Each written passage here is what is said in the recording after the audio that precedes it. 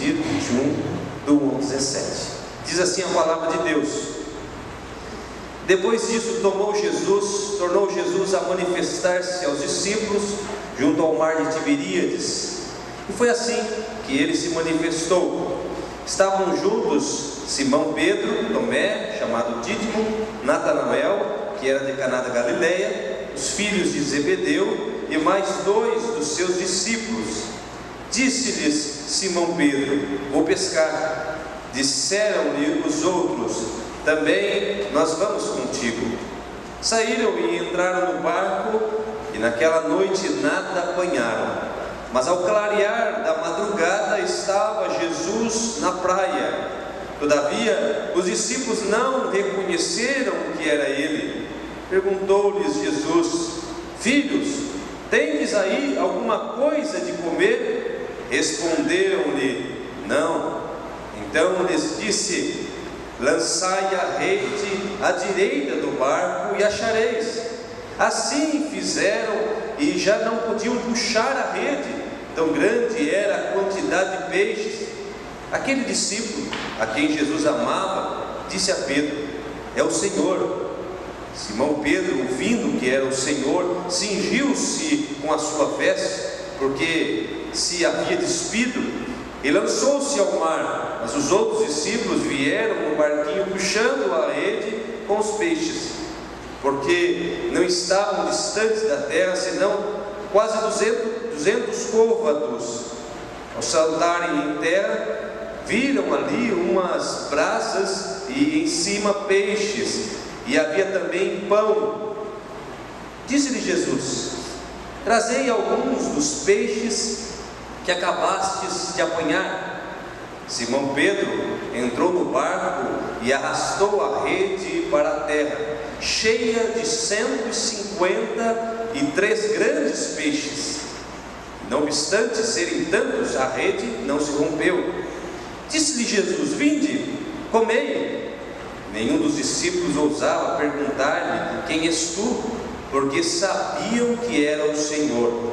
Veio Jesus, tomou o pão e lhes deu, e de igual modo o peixe. Já era esta a terceira vez que Jesus se manifestava aos discípulos, depois de ressuscitado dentre os mortos. Depois de terem comido, perguntou Jesus a Simão Pedro: Simão, filho de João, amas mais do que os outros? Ele respondeu: Sim, Senhor, tu sabes que eu te amo. Ele lhe disse: Apacenta os meus cordeiros. Tornou a perguntar-lhe pela segunda vez: Simão, filho de João, tu me amas? E ele respondeu: Sim, Senhor, tu sabes que te amo. Disse-lhe Jesus: Pastoreia as minhas ovelhas. Pela terceira vez Jesus lhe perguntou: Simão, filho de João, tu me amas? Pedro entristeceu-se por ele lhe ter dito pela terceira vez: Tu me amas? E respondeu-lhe: Senhor, tu sabes todas as coisas, tu sabes que eu te amo. Jesus lhe disse: Apacenta as minhas ovelhas. Queridos irmãos, esse texto que acabamos de ler, o evangelista João narra aqui um momento posterior à ressurreição de Jesus Cristo. Jesus já havia morrido, Jesus havia ressuscitado ao terceiro dia, e aqui mais uma das aparições de Jesus. Agora Pedro também está presente. Aqui na verdade estavam presentes, de acordo com o texto, 7 discípulos. Dentre eles estava Tomé, Natanael, João e Pedro.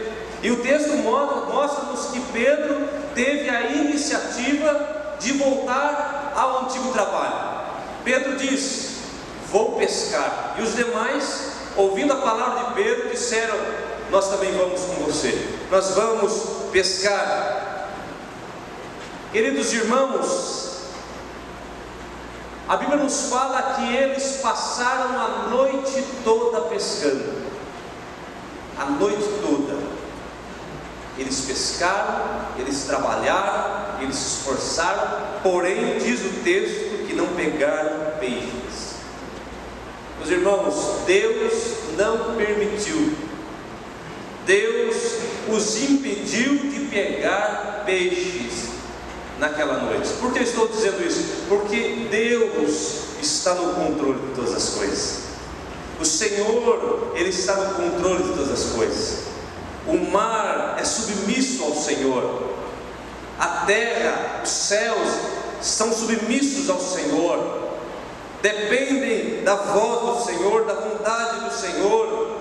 E diz as Escrituras que ao amanhecer, ao clarear da madrugada, Jesus aparece na praia. Ou seja, Jesus vai ao encontro daqueles discípulos. Não eram eles que estavam procurando Jesus, eles estavam pescando, eles tinham voltado àquele antigo trabalho, mas é Jesus que se manifesta, é Jesus que vai ao encontro deles. É sempre assim, queridos irmãos, é Deus que vem ao nosso encontro. Foi assim lá no início, quando tudo começou, quando Jesus os chama para o ministério, é Jesus que os chama. Ele disse: foi eu que escolhi a vós outros, não fosse vós que me escolhesse. E Jesus lá no início diz a eles, cada um deles: vem e me segue. E eles o seguiram. E aqui mais uma vez, Jesus vai ao encontro deles. Esses homens estavam tristes, esses homens estavam abatidos, esses homens estavam com medo diante dos últimos acontecimentos, da morte, a crucificação do Senhor. Havia sim uma perseguição, eles estavam com medo dos romanos, eles estavam escondidos. No entanto, aqui que eles voltam de novo ao antigo trabalho, mas Jesus vai ao encontro deles para confortá-los. Jesus vai ao encontro deles para animá-los. Jesus vai ao encontro deles, porque Jesus queria novamente trazer aquela fé, despertar a fé, trazer esperança àqueles corações desesperançosos. Queridos irmãos e irmãs, quem sabe você, meu irmão, minha irmã, entrou aqui nessa noite também entristecido, cansado, desanimado, talvez com medo. Eu quero dizer a você nessa noite que o Senhor vai ao teu encontro nessa noite. Creia nisso. O Senhor é aquele que vem ao nosso encontro. Eu quero falar sobre isso essa noite. O tema que eu escolhi para a mensagem é: Ele vem ao nosso encontro. Jesus vem ao nosso encontro. E eu aprendo alguns motivos pelo qual Ele vem ao nosso encontro. O primeiro motivo que eu aprendo nesse texto: Jesus vem ao nosso encontro, queridos irmãos, porque Ele nos ama. Ele vai ao teu encontro porque Ele te ama. O texto nos mostra isso. Jesus aparece naquela praia para mostrar aos seus discípulos que, mesmo tendo eles o abandonado no momento tão difícil, na hora da morte, e Jesus já sabia disso, inclusive Jesus já havia avisado de que eles o abandonariam. Não só Pedro, mas todos eles o abandonaram. E Jesus então aparece, Jesus vai ao encontro desses homens para mostrá-los que Ele ainda os amava. Jesus o amava. Jesus estava mostrando para eles que nada havia mudado. Vejam, queridos irmãos, o versículo 5.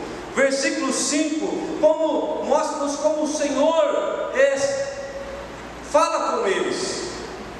Versículo 5, Jesus diz: filhos, tende alguma coisa de comer?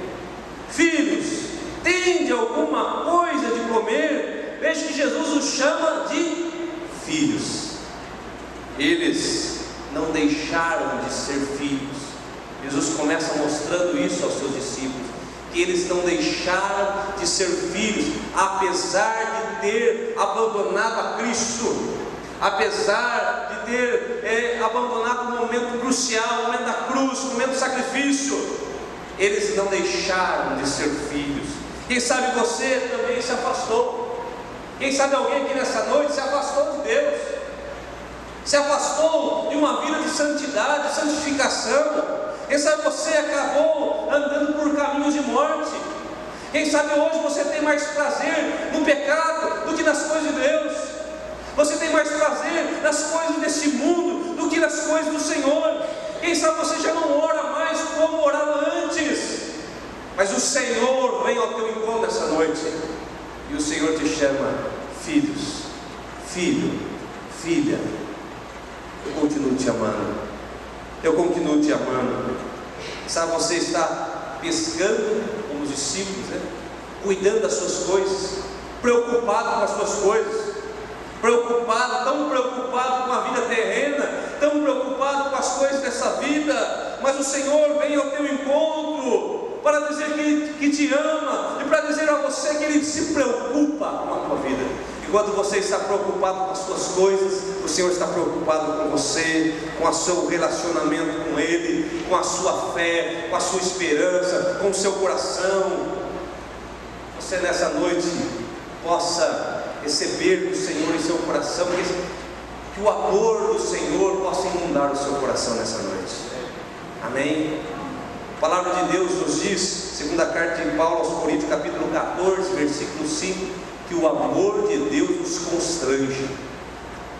Esse amor envolve a sua vida, porque Ele te ama, Ele nos ama, apesar de tantas falhas, apesar de muitas vezes nos afastarmos dEle, andarmos por caminhos que Ele não quer que andemos, mas Ele continua nos amando, e Ele continua lhe chamando, e Ele vai ao teu encontro, dizendo: filho, filha.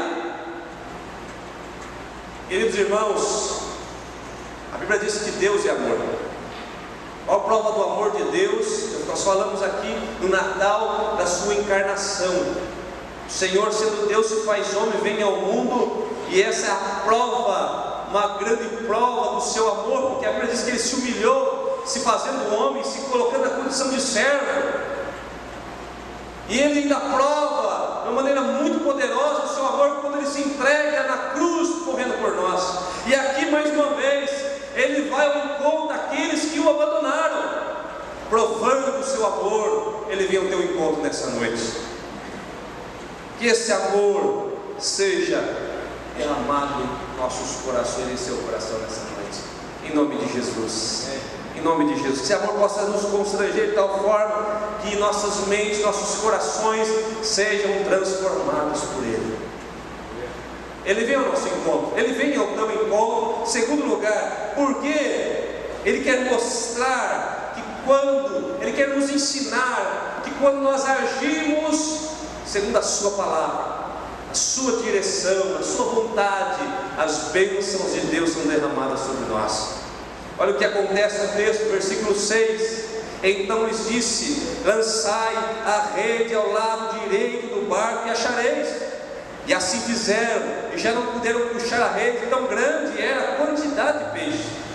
Queridos, quando João, o discípulo amado, aqui percebe que é Jesus, ele viu ali a grande quantidade de peixes. Eles passaram a noite toda, não haviam pego nada. Lembrando que eles eram pescadores profissionais, eram homens experientes, mas não haviam pegado nada, não haviam pego nenhum peixe. E quando João vê aquela cena, aqueles grandes peixes, segundo a palavra daquele homem que estava à beira da praia, ele então o reconhece, ele se lembra as experiências que eles haviam tido com o Senhor. Ele disse ao Senhor, ele lembrou-se que o mar, os peixes, até o vento responde à palavra do Senhor. E quando ele diz ao Senhor, diz a palavra de Deus que Pedro se veste, se lança ao mar e vai ao encontro. Todos eles vão ao encontro do Senhor. Queridos irmãos, nós precisamos entender que quando nós vivemos, quando nós agimos, quando nós andamos segundo a palavra de Deus, as bênçãos de Deus são derramadas sobre nós. As bênçãos de Deus nos seguem. Quem colocou, quem atraiu aqueles grandes peixes para aquela rede foi o Senhor.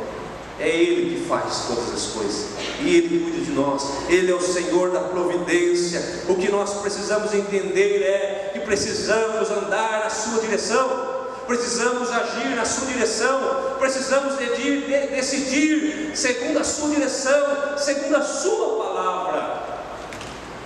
Evangelho também de João, capítulo 15, versículo 7, o Senhor diz lá: se vós estiverdes em mim, e as minhas palavras estiverdes em vós, pedireis o que quiseres, e vos será feito. Lembre as palavras do Senhor: se vós estiverdes em mim, se nós estivermos em Cristo, se as suas palavras estiverem em nós, pedireis tudo o que quiserdes e vos será feito.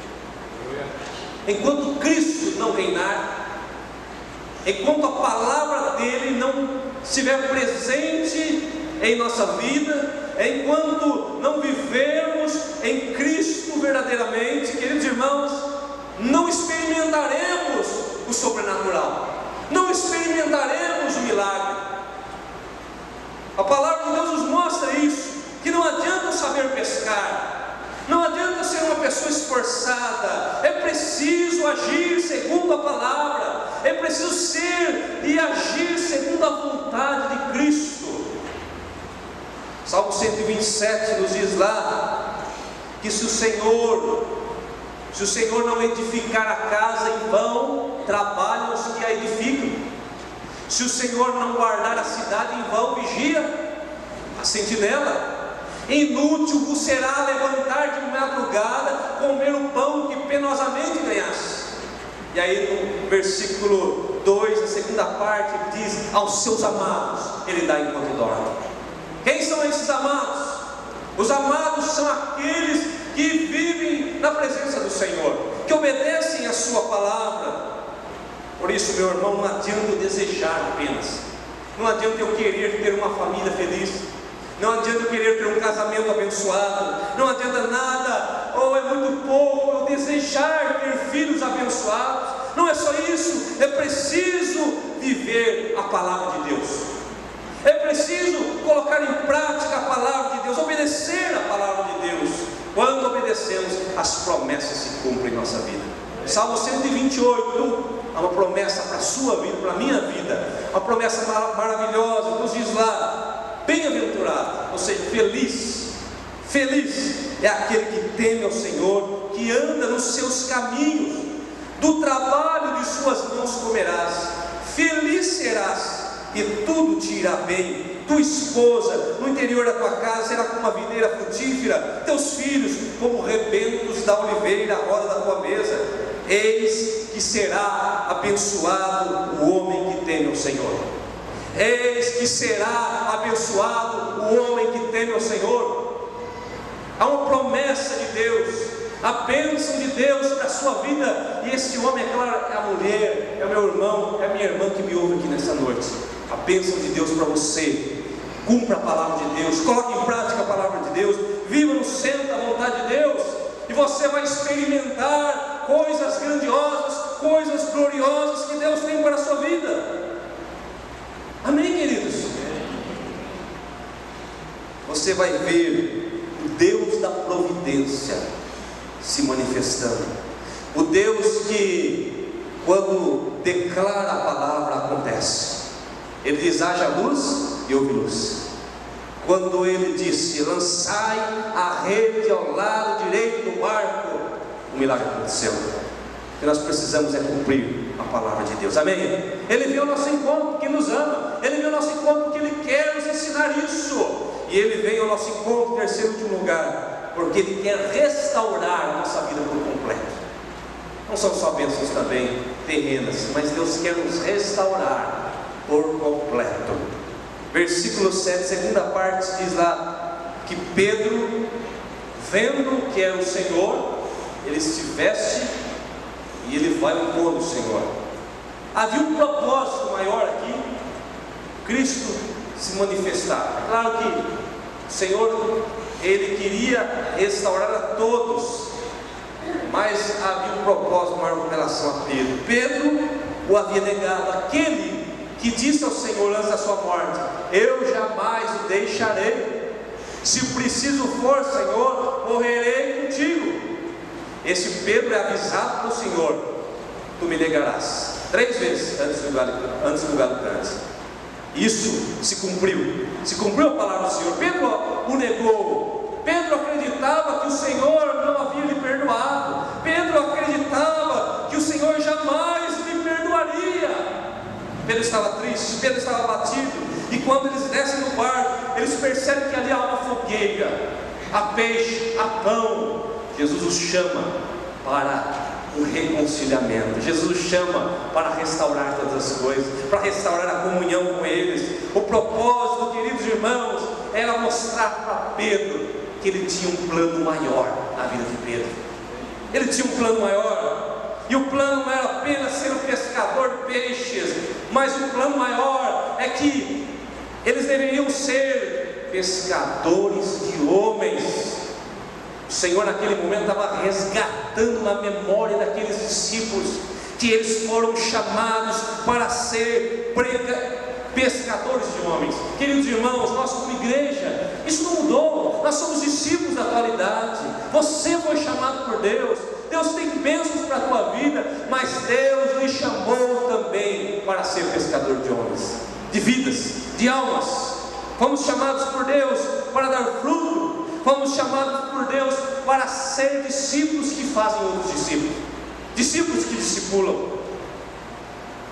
Então o Senhor chama Pedro e diz a Pedro, pergunta a Pedro: Simão, filho de João, amas-me mais a mim do que os outros? E ele responde: sim, Senhor, tu sabes que eu te amo. Então o Senhor diz: apacenta os meus cordeiros. Tornou a perguntar pela segunda vez: Simão, filho de João, tu me amas?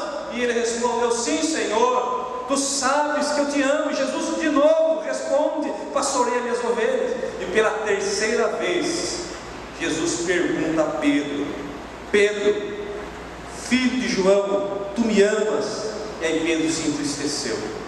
E Pedro disse: Senhor, tu sabes que eu te amo, tu sabes de todas as coisas. Então Pedro, apacenta as minhas ovelhas. Pedro havia negado a Jesus 3 vezes. E aqui Jesus está curando Pedro, curando a alma de Pedro. Aqui Jesus está restaurando Pedro. Aqui Jesus está restaurando todas as coisas, restaurando o ministério de Pedro. Está mostrando para Pedro que ele tem um plano maior. Eu quero dizer a você nessa noite que Deus tem um plano maior para a tua vida. Você pode ser qualquer coisa. Você pode ser um pescador como era Pedro. Você pode ser um médico, um advogado, um pedreiro, um professor. Você pode ser qualquer coisa. Mas independente disso, lembre-se que há algo maior. Deus te chamou para algo maior. É ser discípulo de Jesus, é ser discípulo do Senhor. Deus nos chamou para fazer discípulos. Deus nos chamou para proclamar a sua palavra. Aqui é claro que o apóstolo Pedro, há um chamado específico. Pedro era pastor, Pedro era apóstolo. Você não precisa ser pastor, a não ser que Deus lhe chame para isso. Mas você é um discípulo de Jesus. Guarde isso no seu coração. Você, minha irmã, é uma discípula de Jesus. Você não foi chamado apenas para vir ao culto aos domingos, sentar na cadeira, ouvir a palavra, voltar para casa. Você foi chamado para ser um discípulo, uma discípula do Senhor Jesus. Você foi chamado para ser sal da terra, luz do mundo. Você foi chamado para servir o Reino de Deus. Fomos chamados para sermos embaixadores do Reino de Deus nesse mundo, queridos irmãos. Embaixadores. Qual é o papel do embaixador? O papel do embaixador é representar o seu país num país estranho. Nós somos embaixadores do reino dos céus. Não pertencemos a esse mundo. E quando estivermos aqui, somos embaixadores, representamos o Rei da Glória. Deus nos chamou para isso. E Deus vem ao teu encontro essa noite. O Senhor Jesus vem ao teu encontro essa noite, porque Ele quer restaurar a tua vida. Ele quer restaurar o teu chamado. Ele quer restaurar os teus dons. Quem sabe você nessa caminhada da vida cristã tem enterrado dons. Os dons não podem ser enterrados. Deus lhe chama, porque Deus quer usar a sua vida. Deus quer fazer de você um instrumento. Quem sabe você tem andado longe, tem andado em caminhos ruins, em caminhos de morte. Quem sabe há alguém aqui nesta noite que a tua vida nem mais sentido tem. Nem mais sentido tem.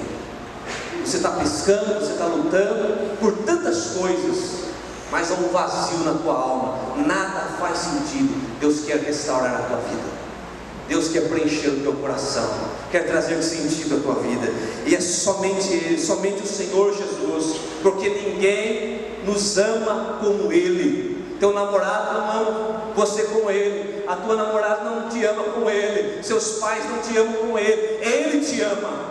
Ele te ama verdadeiramente, Ele te perdoa e Ele quer restaurar a sua vida. Amém?